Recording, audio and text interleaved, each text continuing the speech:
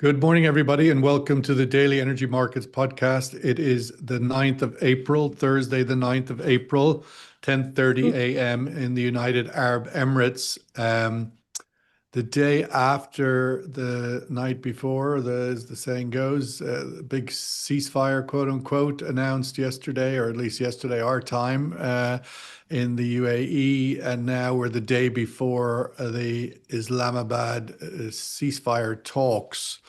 Um, what do we have? We have Brent at the moment trading up after yesterday's the biggest drop in a number of years, a one-day drop. It has been recovering 230 up to 2.3% this morning in Asian trade, and as the skepticism sort of creeps into this global perspective and the sort of sentiment perspective of where these talks are going. Of course, Armageddon in Beirut yesterday as Israel does I don't know what other than what they do best, slaughter and terrorize. Rad Al Qadiri, managing partner at 310 32 Associates, sitting in the comfort of Washington. Rad, give us a big picture where we are the day after this ceasefire, where we are the day before these Islamabad talks from your perspective. I think we're in the midst of two different conflicts. I think it's being increasingly become evident over the next few days. I mean, you clearly have the United States that wanted an off-ramp and Iran that was willing to give them one. And I think some of the issues we're seeing over what the basis of the negotiations are, whether it's who's 10 points, whether it's 10 or 15 points, are really sort of miss the bigger point, and that is that the US and Iran are ready to sort of stop this fighting. And the US is willing to do it on terms that are acceptable to Iran, and Iran is willing to sort of try and find a place to meet them in the middle. I think the problem with this conflict all along is it's been sort of a dual track, and you have the Israeli track that's still going. For the Israelis, the strategic objective is very different. I don't think it's business that is over as far as the Israelis are concerned. And quite clearly, they are expanding their security parameters, their security perimeter, and very keen to press ahead with what they saw was an advantage. So I think as we go into these talks, they're fragile on two levels. One is, can you find a basis for agreement between Iran and the United States, not just the cessation of hostilities, but actually an agreement that sticks in the long term? And for the US, that's going to be about the Strait, and for the US, that's going to be about the nuclear program. For Iran, it's going to be about no more war. In essence, this doesn't happen time and again. Now, that's not a given, particularly when you have a US president who lacks patience and who is very aware at this moment in time that he is being cast as the man who blinked first, not something he likes to see. But to me, the bigger question is, can you keep the Israelis on board with this, not just now, but over the medium to long term? And if you can't, you're going to get this conflict blowing up again, The and it's medium going to to long happen on a term, like continued basis. over the next few hours, it seems, in essence, where the Israelis take this and sort of literally put a bomb under it. Michelle Weiss Bachmann, Senior Maritime Intelligence Analyst at Windward. Michelle, inevitably, the big sort of on the ground story after this ceasefire announced is, where's shipping? How can we get the ships, the hundreds of ships that are stuck inside the Strait of Hormuz, out and into the world? What's your sense 24 hours later? Where is shipping at? Where is flow at? Good morning, everyone. Well, these ships aren't going anywhere. At the moment, Hormuz remains effectively shut, and there's much uncertainty and conflicting messages overnight, especially regarding payment of a toll. So the Oman and Greece governments have publicly rejected a toll, but Donald Trump has mused about a joint venture toll with Iran in some conversations that he had. The the whole toll argument I find to be quite a strange one, given that freedom of navigation under the United Nations Convention of the Law of the Seas and other maritime conventions underpin these maritime choke points. I mean, imagine um, if Malaysia suddenly decided it wanted to charge for transits of Malacca Strait, for example, and the fact that many Western ship owners can't pay for a toll on Iran because they might brief sanctions. So um, overnight, I think there's the trickle of Iranian-linked shipments and bulk carriers that are carrying food to and from Iran. That's all you're seeing, and there's a lack of confidence, a lack of clarity, and Where's insurance? We saw at the beginning yeah, of this war, insurance sort of really shut down any kind of consideration that any yeah. tanker or ship owner might have had. What's insurance doing now, 6 weeks later, on this news? Well, I think, just having a look at the transit, it's very easy to see that the security and safety guarantees that marine insurers require for safe transits are not in place. And some of the new transit routes that are being proposed by Iran overnight, which take inbound traffic just under Larak Island and outback traffic via Larak Island, that northern route, won't inspire confidence, nor their disclosure that those routes are in place to avoid mines. So if you're a Western affiliated ship owner, I think bar the establishment, say, of a United Nations supported humanitarian corridor, which negotiations have been underway to put in place, like the Black Sea grain corridor that was done with Russia for Ukraine grain after the war. I think barring that, I don't think you're going to see transits in any great numbers. It's simply, I mean, you can't gamble with the life of a seafarer. And I think, we saw an attack on a container ship like less than 48 hours ago. There's just too much uncertainty, I think, for anything like normal traffic to even be considered in the next 3 or 4 days. Let's go to Colby Connealy, head of Middle East content at Energy Intelligence. Colby, listening there to Michelle and the observations, that would seem to leave the world short by 10 plus million barrels of oil a day. There's still the 20 million total that's would normally trans through the strait, now locked in, continues to be locked in. Where's your sense from a regional point of view the day before these negotiations in Islamabad? Where's the Gulf? If the Gulf, of course, the Gulf states are the major oil producers, many of them who can't get anything to market, some can. Where do you think the region is at looking at these talks tomorrow and their seat or empty seat at the table? Well, I think it's all going to revolve around the outcome of this question of what Michelle was just talking about with how things are governed in the Strait and how that goes forward. There are of course these other questions I think that are linked to the broader ceasefire situation where Lebanon comes into the picture and whether or not Iran uses its leverage primarily with the Strait, but in terms of its ability to continue to attack Gulf states as a way of trying to continue imposing those costs on a continued campaign that it clearly sees as linked to the war that took place in Iran, whether there are strikes on Iran continuing or not. Tehran has pretty clearly linked what's going on in Lebanon to the overall conflict. And I think that, it's the fact that some of its latest announcements about the Strait followed action in Israel yesterday, and then the U.S. claim that Lebanon is not part of the ceasefire, are going to be very closely linked to that because that is their strongest point of leverage here.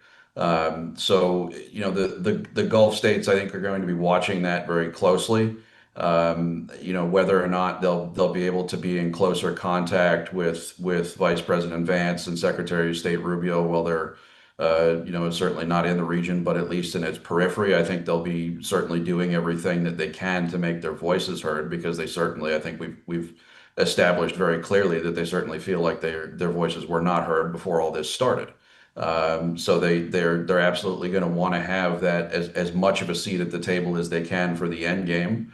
I think given the way that this has unfolded and how quickly it's unfolded, there's probably um, maybe I'd be overstating by referring to it as a deficit of trust, but probably a deficit of confidence in how this is going to be handled. And I think the fear that's been there all along that the White House will look for too quick of an off ramp for this that leaves them in the lurch is still there. Even if we're all cautiously optimistic that a lot of the hostilities have stopped, that's only one line item in the bigger picture here. Nadia Martin Wigan, director at Svelland Capital, up there in the comfort of Norway. Nadia, where's the money going? How's the money reacting to the news yesterday, the ceasefire, and how is it positioning ahead of these talks?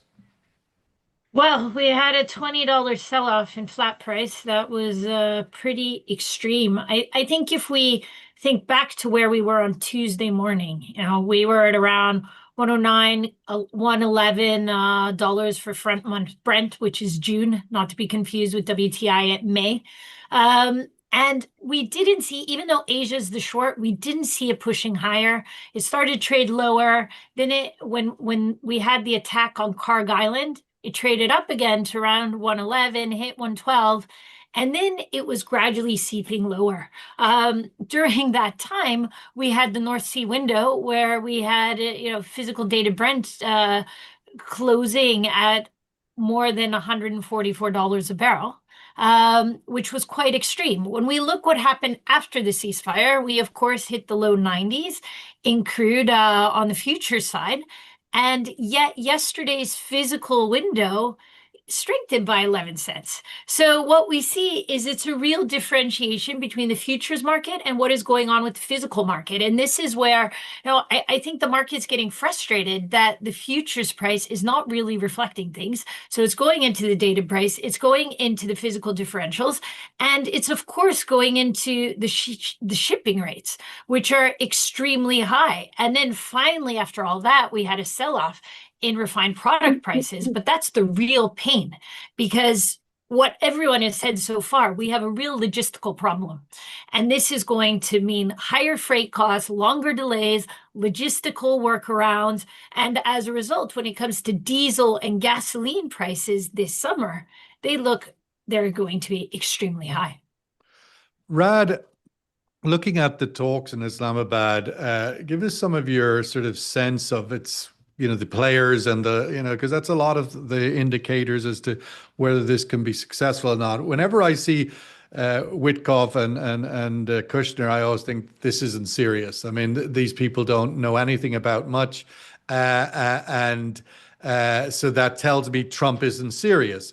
But then if you look at the job title of the head of the delegation, Vice President of the United States, that's a pretty serious job. That looks serious.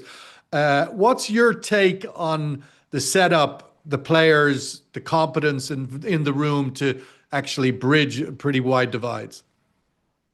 I think you touch on it in terms of the competence issue. If it was Witkoff, Kushner, and even Vance alone doing this, I think we've seen some of the problems that can get you into in the past, even with the addition of J.D. Vance. Yes, it's the Vice President of the United States, but I think that is indicative of a couple of things. One, it's indicative of how seriously the US is taking this. And I think sort of Colby mentioned also, Vance's determination to get a view into the room, and certainly a sort of more MAGA view into the room, which has been hesitant about this war in the first place. So, if anything, it does signal this determination by the US, determination by Trump to try and find a way, an off-ramp that is quick, and ideally in his mind, I think, the one that is clean and that ties a bow around this neatly. I can sell it to MAGA? And sell it to MAGA and sell it as a win. And that's what the US has essentially been trying to do for the last 24 hours. And that is, I think why you've seen some of the petulant tweets that you've seen. regarding the sort of which points these negotiations are going to be based on. I think what will be important is, the technical teams that they bring along with them. Do they bring a technical team? And the question before was, so this will start at high level. This will start fundamentally at trying to get a basis for common ground. It'll be the photo ops. It will be the sort of high level messages from both capitals of sort of what they're going to be discussing and sort of what the parameters are. So the important thing will be then, are there technical teams that can follow up with that? But, at the same time, I go back to, does the United States have the capacity to ensure that this ceasefire stays in place? And part of that is going to be managing the Israelis. And, we're going to see a sort of big test over the next 48 hours, 72 hours about whether that is possible. So it plays out on a number of levels. And because in a way, Lebanon is it isn't just down to the three characters you mentioned. Lebanon is kind of a proxy to Iran, isn't it? I mean, if they can't control them in Lebanon, can they control them coming back in Iran? Would be, I suppose, in the thinking. Well, it is that. And I think, the statements out of Israel have been pretty bellicose over the last sort of 24 hours. I mean, Netanyahu sort of basically saying the ceasefire isn't ours and we will come back at any point that we choose. Now, part of that is political theater. What's going on behind the scenes hasn't been revealed yet, but the proof of the pudding is in the eating, and in this case, that eating is taking place in Lebanon. And, the Iranians are clearly stating that as far as they're concerned, Lebanon is part of the ceasefire. And you're right, for them, it's an indication of whether the Israelis can be contained. Because fundamentally, in the longer term, the threat to Iran is not from the United States. The United States, if it can reach a deal, will reach a deal with Iran and move on. The threat to Iran, as it sees it, is from Israel and from an Israel unbound. We were here 9 months ago. We came away with a sort of tentative ceasefire that hasn't held. And I think from an Iranian perspective, they want to ensure that we're not sort of back here in 9 months' time, or that the Israelis certainly don't feel that they have the right to mow the lawn, as they've been talking about throughout this conflict as part of an endgame.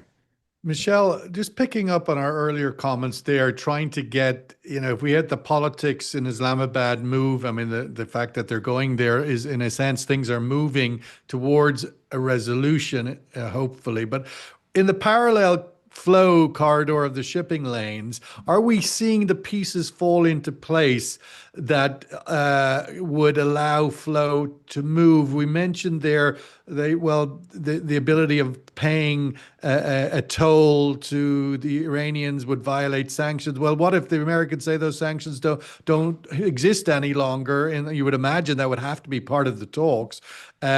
What about this insurance that the Americans are putting in place, $40 billion now? I mean, my question is, are we seeing the building blocks the Europeans offering to play a role in navigating the Straits of Hormuz and so forth? If the politics lines up, are the mechanics in place ultimately for the flow to start, in your opinion? I just don't know. I mean, there are just so many moving parts. There's a lot of opacity, and as I've always maintained, we're always one tweet away from having to pivot to a whole series of other scenarios. And you mentioned the removal of sanctions on Iran, which I think is one of the conditions that they're looking for. I can't imagine the removal of sanctions on Iranian tankers, for example. I mean, that would, if that happens, that technically those vessels have been moving unimpeded through the Strait of Hormuz anyway. And they unsanctioned their floating oil that's been there for a while.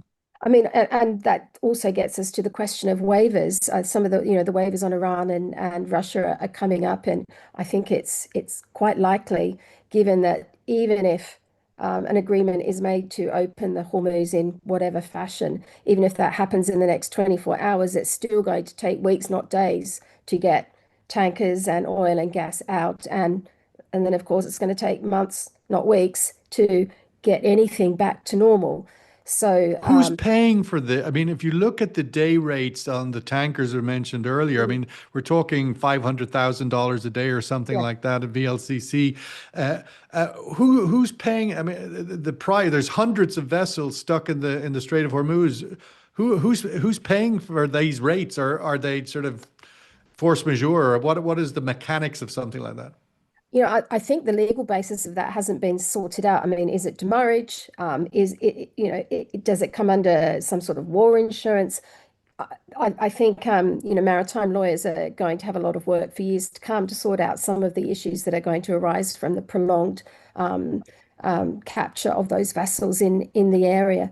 The the very high rates that we're seeing are not just for theoretical rates for the Middle East Gulf, for example. We're seeing record rates being paid to ship crude and refined products from the Atlantic Basin into the Pacific Basin, because of course those energy shortages in some of the Asian countries are really starting to crunch now. And so we've got cargoes on vessels making their way over. And of course, it's all about ton-mile demand. These vessels are being taken out for longer periods of time. At the same time, you've got vessels trapped in the Gulf. So, the freight costs are certainly getting and remaining at very elevated levels. So Colby, in those scenarios, the shipping isn't really moving anywhere. The straits is still blocked. That means up the line, production isn't starting anywhere. There's nobody running to the fields in Kuwait and turning on the machines. Where do you see that going? The physical production that's now shut in, the outlook for that to restart, which is an indication the prices collapsed yesterday, assuming that all of this flow and production would turn on the engines again. Yeah, I mean, if there's any limited ability to get motion going at some point as a result of the talks, and I think we're at a starting point. I don't think necessarily what's happened in the last 24 or 36 whatever hours is going to be incredibly informative on the trajectory. But if maritime traffic can get moving to some degree again, the way we understand it is that there are a lot of backlogs and inventories that states want to, that the Gulf states want to try and start to push out. And we've certainly heard varying degrees of projection on how long it would take a full.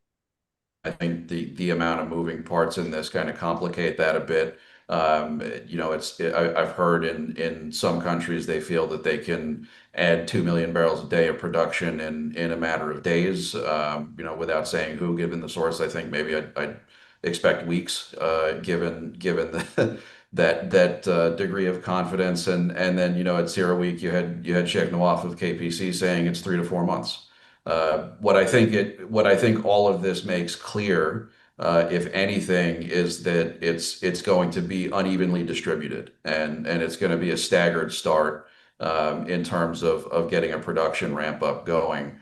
Do you think that or what are your thoughts on the Gulf states' willingness to forego this very difficult moment, stress, injury and lost income, to ensure that the politics are right for moving forward? I mean, there's been a lot of reporting about disgruntlement amongst Gulf states. The politics is just not where they need them to be for the sort of future steps forward. It was notable in Trump's tweet on the news of the ceasefire was that he would be representing the Middle East states in these talks. Do you think they're willing to the pain to continue in order to get the right politics? Where do you think that balance is at? We spoke to someone here in the UAE just a week or so ago who talked about the Gulf and described it as one hand with differentiated fingers. And I think there's going to be varying degrees of willingness to just see a resolution shoved through versus trying to get the politics right, as you said. And so I think we'll have to see what comes out of Islamabad. And try and keep as much of a finger on the pulse in terms of what the Gulf is saying to Washington in this regard. And not just what they're saying, but how well it's being received. Like you pointed out, Trump is saying he's going to represent the Middle East at these talks, or that his delegation is going to represent the whole region. I think if anything, it's definitely clear that the consequences of that will spill over into U.S. Gulf ties to some degree. I think the Gulf states have various ways of making sure that their concerns are heard. They may be reluctant to do it when there's so much other noise in the situation. But I think sooner or later, it's something that there will certainly be a reckoning with before Trump is out of office. Nadia, looking to where we saw in moments over the last month, there was waves of flow of money moving, and obviously the first wave was the sort of long position. All boats are rising under this crisis, and then the big sell-off when they got to the top of the mountain. Do we see now more money on the sidelines? Are your clients coming to you and say, geez, I have a bucket of money here, Nadia, where can I put it? I'm really hungry to get in on this action. Or are we seeing more capital go to off the stage? Where does the flow at the moment? Well, I think it depends. I mean, yesterday was definitely painful. On the oil side, we also saw it on the equity side. If we look at the dislocation between the Painful forward because freight. the bulk was long and not short on Yes, the crude. exactly. The bulk was long. I think also where we look where the futures curve was relative to where equities were pricing, equities were very expensive. So I think that moved first. And there was frustration expressed by some. Why isn't Deck 27 or Deck 26 at a much higher price? We were about at $80 and then it came down, solidly into the 70s. And one thing is for certain, the cost of oil long term is changed through that period. But this is the nature of things, right? There's an extreme problem in the front, and that is where the market really shot up. When we look at the backwardation in the CFD curve, though, the first few weeks, it steepened. So there is absolutely a shortage. I think those who are caught out are nursing their wounds, but probably sitting there confident that, well, actually nothing is flowing increasingly. And I think what's very important when we think about the freight market is that, as Michelle pointed out, is it going to be on Iranian ships? We have these sanctions coming off of Russian crude on the 11th, on April. But the Western ships, the ones that are listed in companies, they can't just take sanctioned Iranian crude or Russian crude and deliver it because not everyone is unsanctioned it. The Europeans still have sanctioned it. So then you become this semi-dark fleet ship. And this is when we think about the steps needed to actually move things forward beyond the physical side. We have the Americans calling for Europeans, okay, are we going to have a convoy system? Something like that will take 5 weeks to put you're in into a play. you're in a strange and so place. this is where the delays are. And I just think that the market is just waiting for things to sort of even out. I think the product prices are super important. We needed a leg up on those already because of the cost of freight and the cost of the physical crude market. And I think that's where we will see a big driver going forward on the pricing. Let's go to the survey question, which kind of puts everybody on the spot here for the final comments. Will US-Iran peace talks deliver permanent deal and avoid war restarting? Will US-Iran peace talks starting tomorrow in Islamabad deliver permanent deal and avoid war restarting? There was this, again, we've been in this kind of two week thing for quite some time. It seems 2 weeks the favorite window. This is the next 2 weeks. That could obviously be another 2 weeks after that. But ultimately, is this a yes or a no? Will these peace talks deliver and avoid war restarting? Rad, you can start this round, put you on the spot. Where is this going? What is your call on the outlook for this next stage in this conflict now? Whatever. I think Colby made a really interesting point and a very good one earlier. That what we're seeing, what we're in the midst of at this moment is a messy situation, and one that's sort of difficult to it's difficult to extrapolate from the past sort of 48 hours, 24 hours as to where we go next. I think the United States wants out of this war, and I think Iran is probably willing to sort of give them the out. Let's be real about this. The Iranians have just faced a massively destructive 6-week war that they're going to have to recover from as well. So my view is, left to their own devices, they can probably reach something, as long as the Trump administration and President Trump himself, A, doesn't engage in shenanigans over tweet, and B, has the patience to actually see these talks through. I mean, they will take a long period of time. You don't resolve these issues in 2 weeks. You simply set the stage for future talks in 2 weeks. But we also have, and everyone's mentioned this in one way or another, we also have a second aspect to this, which is we're almost back to the JCPOA in some ways, where It took you 3 years to have, negotiate. where you have but in the sense that you have the Americans and you have the Iranians talking. And, there is a desire on both sides, I think, to reach a deal, even if they go into it sort of with different agendas and different priorities. But you are leaving out a whole host of other players, the Gulf states, and I've, repeatedly mentioned Israel. And to me, that's where the question falls down. Does this lead to a permanent peace? Implies that you have all of the different moving parts in the Middle East, all of the different players on board with a permanent peace. And that is the weakness in terms of this. It is not just a US-Iranian war. In fact, that is probably the most containable and the most short term of the issues. This is a longer term transformation of the region that has proven to be very destructive over the past few years, and where the odds are that will be destructive moving forward. So it's not about whether the US and Iran go back to war again. I think it's sort of what happens in the region, and can you avoid conflict in the region, direct and proxy. And so therefore it comes down to, what do you describe as permanent peace? Because if permanent peace is a happy story for the Middle East, I don't see that right now.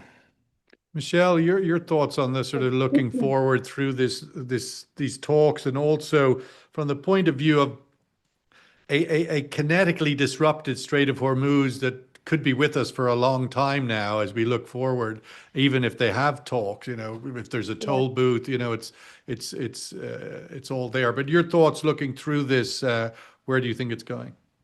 Well, I think the IRGC is really, they're really the Houthis on steroids, and their only leverage right now is the Strait of Hormuz, and whether or not they will consolidate control or emerge from the peace talks and talks tomorrow, consolidating control on the Strait of Hormuz is going to be key. I can't see them giving up their only leverage. So I mean, they thought they were going in to talk about one nuclear weapon. They come out talking about a different nuclear weapon ultimately. But Michelle, just to pick up on the sort of seeing through the fog to the other side, however we get there, we saw coming out of Venezuela in January a lot of the sort of unsanctioning of the oil, unsanctioning of the dark fleet associated with that. We could see, you would imagine, coming out of this, if there is an agreement, and eventually there has to be one because they can't fight forever. Do we see that this semi-dark fleet, as Nadia mentioned, come forward as that there might actually be a lot more ships available? Rates could come down because of that. What's your see-through, presuming we come out the other side eventually? Well, a lot of the sanctioned Iranian tonnage is really old and dilapidated, and some of it is in such bad condition it doesn't really call at ports anymore. It's just really used for floating storage and ship-to-ship transfers. I think I certainly hope we don't have a semi-dark fleet situation emerge, because that's really going to amplify the divergence between policies in Europe and the UK and the US. And I think, in a time of global turmoil, that's probably a very, very unhelpful position to be in. Colby, your thoughts looking through to the outlook for these talks to deliver a permanent ceasefire, to deliver what the Gulf states might need in order to start up the production engines again? Yeah, I think the likelihood of getting something that ends hostilities well enough for production to resume again is decent. Like Rod said, I think there's enough momentum for both parties to want a way out of this conflict for that to happen. I think there may be a question as to whether or not the Gulf states view the ultimate peace agreement as the end of the work that they feel they'll need to do to have longer term confidence in the security situation in the region. I don't think that injects the kind of volatility that potential U.S.-Israeli strikes on Iran did. But I think if nothing else, it shows that we're going back to a status quo situation in the region. I mean, that's probably the most obvious statement of the century, but there I think is a lot of variability based on how things go in Islamabad as to what that looks like in the months and probably years going forward from now. Nadia, last word to you. I mean, going into weekends, no. Will the US-Iran peace talks deliver permanent deal and avoid war restarting? 7-3, no. We're going back to war by the vote result there. Going into weekends, we've seen, a lot of Riz, obviously long weekend, holiday weekend, last weekend, people taking the longer position. What's your expectation to see as this sort of fairly negative outlook? I mean, Lebanon being a sort of cuckoo in the coal mine scenario on all of this, but ultimately, do you expect to see a build up in a long position again, or where do you think the market goes with this? I think we'll see the kind of buildup that we saw going into the long weekend when Trump was really putting out one higher and higher ultimatum after another. The fact that JD Vance is going for the peace talks, he's been within the administration the most skeptical of this war. And ultimately, according to the Wall Street Journal, said, okay, I will support you even though I don't agree with this. So I think that's a message to the Iranians that, okay, we really want to make a deal. We're going to hear your side as much as the Americans listen to anyone. But on the other hand, we have to remember President Trump consistently likes to have every single option on the table. And it's going to be another 5 days to a week before we get more arrivals of the U.S. forces. The plan does not, speaking to military experts, look like, okay, the U.S. is going to go for Karg Island or do some of these more complicated measures. But we do not see evidence of a real pullback. So I think when we look at the next week and 2 weeks, we will definitely, as this period expires, we will see prices creeping up. Of course, the U.S. administration, from one perspective, just wants to keep the flat price down, the oil price down, and that gives them a longer leeway to negotiate and move things forward. 2 weeks. Exactly. And so probably what's the next move? Well, they'll extend the waivers on Russian oil. But Russian oil is struggling. The Ukrainians keep hitting it. We see them as being out 1 to 1.3 million barrels per day. On Tuesday morning, it looked like they were potentially out almost 3 million barrels per day with the latest strikes, which has not come to be how strong the hits were. But still, the market's not really reacting to that. And we have 13 million barrels per day of production out, which Colby is saying maybe we'll get to in some days. It's not going to change that picture, but I think the market is realizing that it was longer than it thought going into this, so it will be more cautious this time going forward. So a slower buildup in price is our expectation. Rad, I meant to get a comment from you on the domestic context in the US. Are we in the equation? Is Trump's window closing by midterm elections, by Senate Republicans, is there anything there? MAGA seems rock solid with them, but is there anything else there that would be notable? Weather now in the Gulf's going to go into very, very hot weather season. I don't know if that make a difference. Is there any windows here that you identify both domestically more so than globally? I think everything that Nadia mentioned is a window. You're going into midterms. You said it. That is what it all boils down to. All politics is domestic.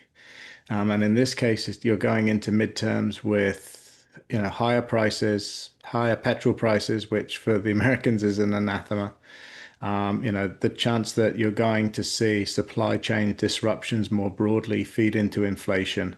In an election that is already about affordability and that Democrats are trying to make about affordability, from a Republican point of view, this doesn't look good. And, fundamentally, I think that's going to be the other driver to actually try and resolve this. It is going to be about how the Republicans set themselves up for the midterm. They've held relatively rock solid in terms of support for Trump while the war was on. When hostilities stop, that is when you start to see sort of divisions and criticism start to creep into the domestic political dialogue. And so, yes, for this administration, there is going to be pressure to try and ease that economic strain and ease that inflationary strain. And that's going to be very much on the minds of the negotiators and certainly very much on the minds of the Republican Party. Well, we will have to leave it there. Absolutely fascinating. I'd like to be nice and indulgent and go for another 40 minutes, but we all have to get back to our day jobs. It's going to be a very interesting weekend, and we will, on a resident level here, hope for the best.